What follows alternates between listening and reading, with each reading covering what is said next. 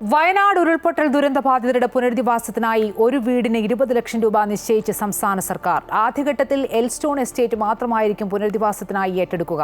ടൗൺഷിപ്പിന് പുറത്ത് താമസിക്കാൻ ആഗ്രഹിക്കുന്നവർക്ക് 15 ലക്ഷം രൂപയ്ക്ക് അർഹരായ ഗുണഭോക്താക്കളെ ലിസ്റ്റിൽ നിന്ന് ഒഴിവാക്കാനും ഇന്ന് ചേർന്ന മന്ത്രിസഭായോഗം തീരുമാനിച്ചു. വയനാട് ഉരുൾപൊട്ടൽ ദുരന്തബാധിതരുടെ പുനരധിവാസത്തിനുള്ള സ്ഥലവും തുകയും സംബന്ധിച്ച കാര്യത്തിൽ സർക്കാർ തലത്തിൽ അന്തിമ തീരുമാനമായി. ഒരു വീട് നിർമ്മിക്കുന്നതിനുള്ള സ്പോൺസർഷിപ്പ് തുക 20 ലക്ഷം രൂപയായിരിക്കും. വയനാട് ജില്ലാ കളക്ടർ തയ്യാറാക്കിയ ദുരന്തബാധിത കുടുംബങ്ങളുടെ പട്ടികയിൽ 430-ൽ താഴെയാണ് ഗുണഭോക്താക്കളുടെ എണ്ണം. അതിനാൽ ആദ്യഘട്ടത്തിൽ എൽസ്റ്റോൺ എസ്റ്റേറ്റ് മാത്രമായിരിക്കും ഏറ്റെടുക്കുക. ടൗൺഷിപ്പിന് പുറത്ത് താമസിക്കാൻ ആഗ്രഹിക്കുന്ന ഉരുൾപൊട്ടൽ ബാധിത കുടുംബങ്ങൾക്ക് അനുവദിക്കുന്ന 15 ലക്ഷം രൂപയ്ക്ക് അർഹരായ ഗുണഭോക്താക്കളും ലിസ്റ്റിൽ നിന്ന് ഒഴിവാക്കപ്പെടും.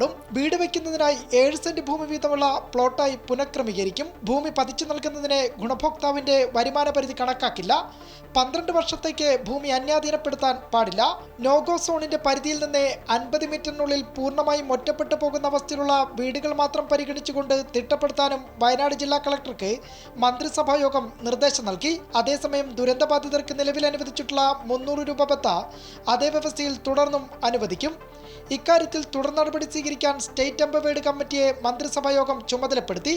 സപ്ലൈകോ വഴി മാസം 1000 രൂപയുടെ സാധനങ്ങൾ വാങ്ങാവുന്ന കൂപ്പൺ വാടകയ്ക്ക് താമസിക്കുന്ന ദുരന്തബാധിത കുടുംബങ്ങൾക്ക് CSR ഫണ്ടിൽ നിന്ന് നൽകാനും ഓരോ കൂപ്പണും 2 മാസം വീതം കാലാവധി നൽകാനും മന്ത്രിസഭായോഗത്തിൽ തീരുമാനമായി.